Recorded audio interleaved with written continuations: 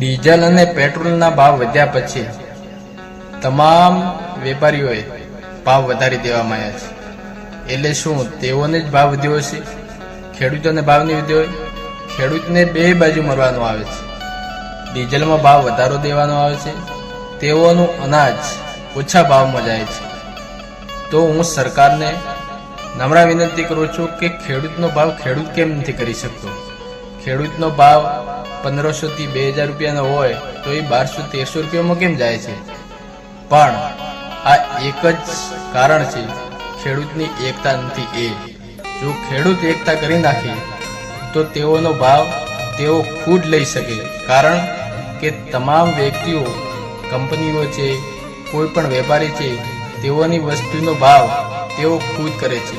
એક જ ખેડૂત નહીં કરી શકતો, એનું કારણ એક જ છે, એકતા નથી। એ જ